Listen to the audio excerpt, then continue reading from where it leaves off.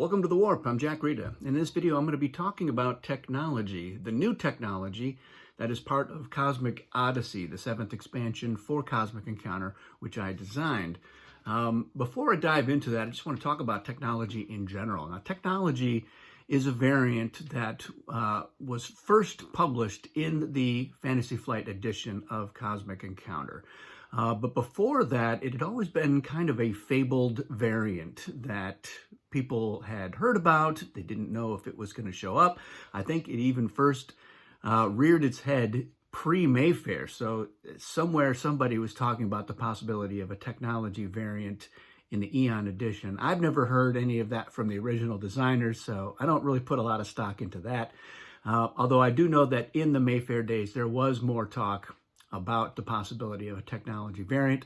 Although Mayfair never did put it out, they did not include it in their last expansion, which I was a playtester for, that never got published. So there just was no technology as part of that either.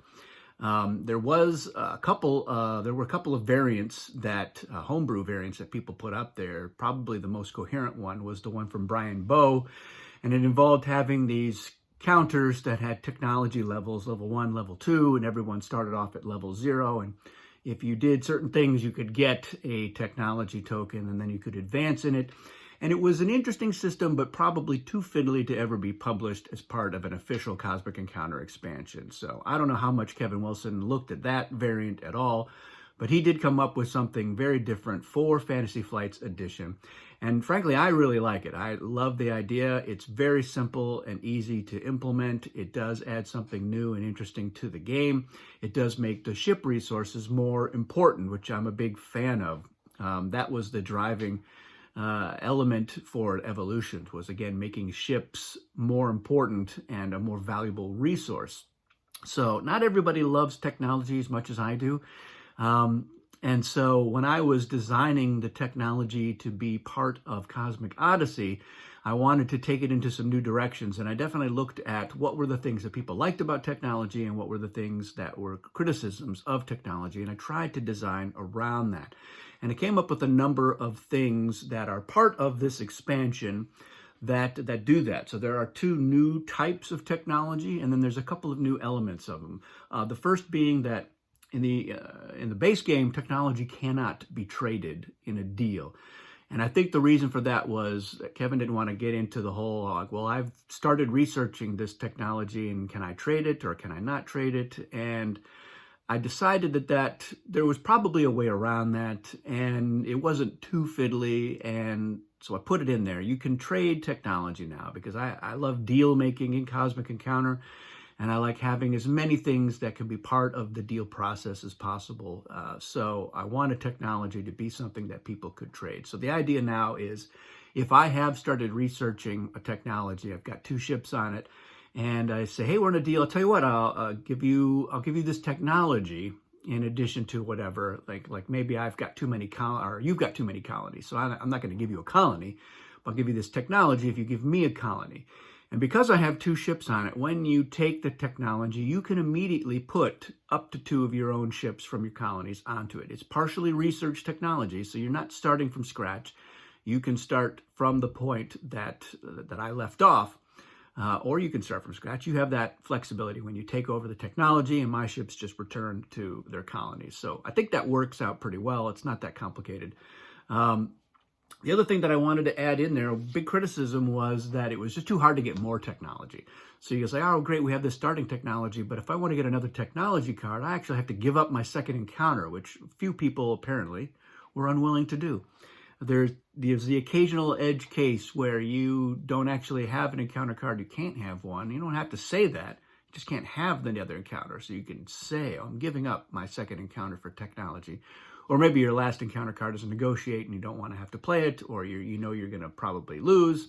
So that's the only time that you would really get them, which just doesn't happen that often. So I introduced a concept that in the playtesting, it was just called the Tech Refresh, and it was a little tag that I put on some of them.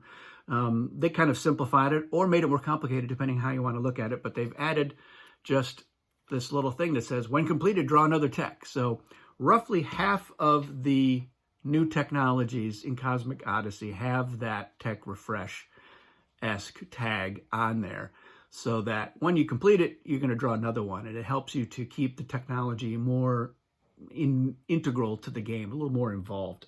There were 20 techs in the base game, and there are 25 in Cosmic Odyssey, and like I said, including a couple of new technologies. So let's just take a dive in. We're going to look at a few things. The first is just the regular techs.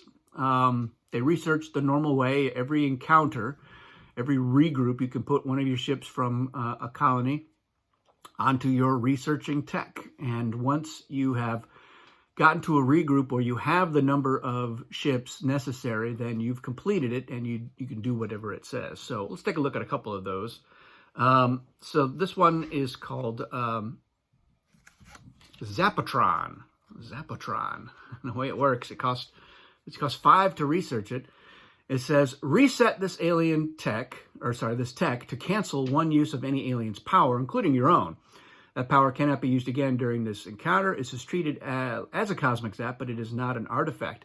And that's the other thing that I introduced into this, and it was actually an idea that had been floating around on Board Game Geek, but the idea of reset. So what that means is you start off by having a tech face down, and you're putting your ships on it as you research it, and then once you're done, your ships return to your colonies, and then voila, you've done it. But to reset it, you just turn it face down, and you can research it again.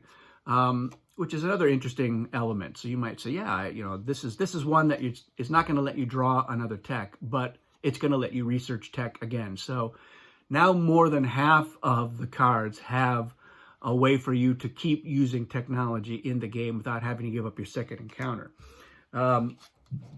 This one is called Station Dock. And this one, during a regroup phase, you may discard this tech to draw 3 space station cards, even if the space station variant is not being used.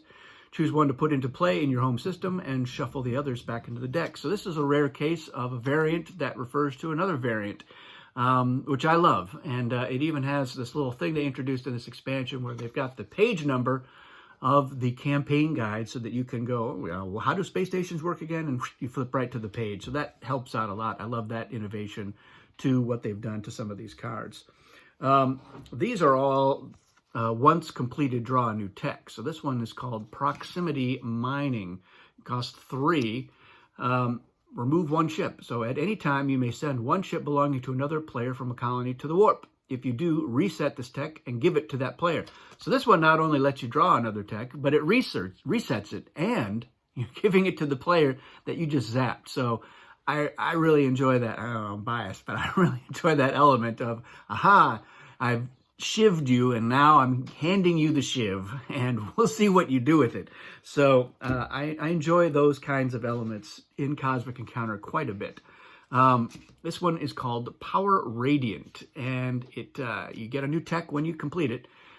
Zap powers with flares. So you may discard an alien's flare to cancel 1 use of that alien's power. That power cannot be used again during this encounter. This is not treated as a cosmic zap. So this is one, once you complete it, you have the Power Radiant. So at any point, if you're in the game and this player is the amoeba and you've got the amoeba flare, you can just zap the amoeba with the flare as if it were a cosmic zap.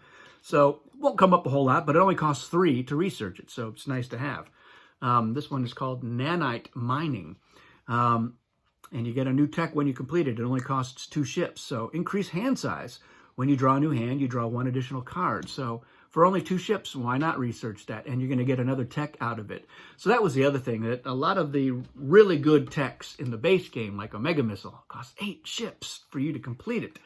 And that's a lot of ships. You're spending most of the game. You might not even complete it. Same thing with the Prometheus is a really handy one. You get that extra powerful ship, but it takes 7 encounters for you to get it. And, the Cold Sleet ship, 9 encounters to complete that. So that was another complaint, was it just takes too long to get any really good effects. So I wanted to find ways of getting more powerful effects in sooner. So we looked at some that weren't not very powerful effects, and that's why they're cheaper. But one of the new types of techs that I created was an opportunity to have more powerful effects, and maybe you could complete them very quickly. And these are called Miltex. And, Miltex. So they're military technology, and they actually don't use ships to research. they use attack cards. And the way it works is if you have the proper attack cards at the start of an encounter during the regroup phase, you just discard them and then you research it. And they come in 3 flavors. This one is, the cost is X equals X. So you just have to have 2 attack cards of the same value. If you've got 2 attack 8s, then you can complete the protective NRG Halo in 1 encounter. So it's defend home system. During the planning phase of an encounter in your home system, any player with a colony on the targeted planet may play a card face up next to the hyperspace gate. If the main players make a deal, the offense gains those cards. Otherwise, each card adds 3 to the defense's total, and the defense gains them at the end of the reveal phase. So that can be a potentially very powerful effect. It probably won't happen very often, but it could also be researched fairly cheaply. Again, it depends on what you've got. But the other element that I think is interesting with the Miltex is that it gives players more incentives to make deals for specific cards. So you could say, I'll tell you what, we'll make a deal. I'll give you a colony, and let's do a colony exchange. I'll give you an artifact if you can give me an attack 8. And you're like, wow, an attack 8. Or like, I need an attack 5 or an attack 7. And people are like, okay. I guess maybe you've got a Militech there that you're trying to research. Because the second type is X+1. So you're just looking for 2 attack cards that are valued 1 apart. So a 5 and a 6, or 7 and an 8, or a 10 and 11. So if you've got those 2, you can finish that. And for instance, you could have the Solar Harness. So at any time, you may place 1 flare face up from your hand on this tech. This flare can be played, cannot be canceled, and is not part of your hand. When this card is played, it returns to, when this flare is played, it returns to your hand like normal. You may discard the flare on this tech at any time. If you need to draw a new hand, you must first discard the flare on this tech. So it's just kind of an interesting, quirky thing where you've got a flare that you don't want to ever have canceled. You can put it on your Solar Harness, and voila, you've got it. Then the third flavor of Militex are equal or greater than. So it gives you a number, and you just have to discard attack cards until you've discarded that amount. So 25, that's a lot, but this is a pretty powerful effect. It's called Galactose Intolerance. Discard at any time, and if you do, each other player must either discard all non-encounter cards from their hand or lose 8 ships to the warp. So that could be a doozy, and that's why it's 25 points of attack. But let's say you've got a lot of low to mid-range cards, and you're like, oh, I've got a 10, and I've got a couple of 8s, and you're almost there. So it's actually, yeah, you are there. So it's actually not as insurmountable as you might think. This one is the Plasma Coil. It's X equals X, so 2 the same card. After cards are revealed, you may play this tech, treating it as a +5 reinforcement. After that encounter is resolved, discard this tech to the tech discard pile. So it's a nice little surprise that you can fling it at the other player. So there are, how many are there? So we've got 1, 2, 3, 4, 5, 6, 7, 8, 9 of these Militex in the game. And it changes things up a little bit, because you'll see a player who has a tech and they're not putting any ships on it. You're like, what's going on over there? It could be a Militech. The other type of new tech in the game are the has techs. And the has techs, will say has tech on the side, and it's got a little fire on the border there. They all have an X, so they don't have a specific number of ships needed. And the way it works is it says, first of all, you cannot complete this tech. And that's just in there is for reasons. Because what's going to happen is these has techs are going to be triggered by a hazard warning in the Destiny deck. So every third Destiny card of a particular color has a hazard warning on it. And the Cosmic Odyssey expansion includes replacement versions of those Destiny cards so that it's much clearer when that hazard warning comes up. So while a hazard warning is active, you may reveal this tech to choose a player.